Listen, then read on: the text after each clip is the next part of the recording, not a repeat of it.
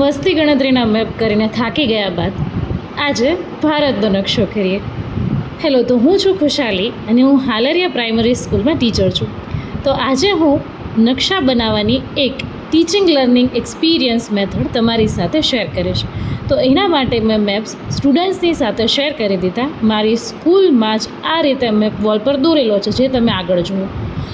એમાંથી મેં સ્ટુડન્ટ્સની basic states કરાવી દીધા. સ્ટાર્ટિંગમાં અમે 5 કે 6 જ સ્ટેટ્સ લીધા છે. પછી એના માટે થોડીક ક્વિઝ ક્લાસમાં રમ્યા અને ત્યારબાદ અમને આપેલ જ્ઞાનકુંજ પ્રોજેક્ટમાંથી સ્માર્ટ બોર્ડનો અમે યુઝ કરી અને એમાં મેં બાળકોને આજે શીખેલા સ્ટેટ્સ દર્શાવવાનું કહ્યું.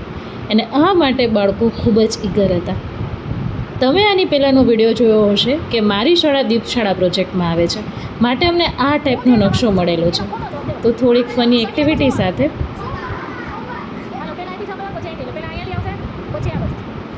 મેં સ્ટુડન્ટ્સને આમાં હું કહું એ સ્ટેટ્સને શો કરવાના કીધા. આ રીયુઝેબલ મેપ છે કે જેમાં તમે એક વખત નામ લખી અને પછી એને ઇરેઝ પણ કરી શકો છો. એના માટે તમે ચોક ઓર વ્હાઇટ બોર્ડ માર્કરનો યુઝ કરી શકો છો. ટર્ન બાય ટર્ન બધા સ્ટુડન્ટ્સનો ટર્ન લીધો અને તેને એ પર્ટિક્યુલર સ્ટેટના કાઉન્ટર ક્વેશ્ચન કરી અને એ સ્ટેટ શો કરવાનું કીધું. અને હા, થોડીક ફની ટ્રિક્સથી અમે સ્ટેટ્સના નામ પણ યાદ રાખ્યા.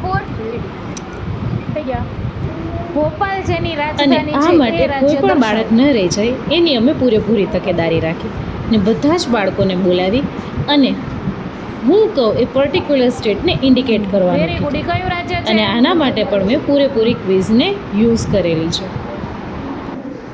તો તમે પણ આવી કોઈ એક્ટિવિટી ક્લાસમાં કરાવી અને તમે અને ક્લાસ બંને એન્જોય કરી શકો છો.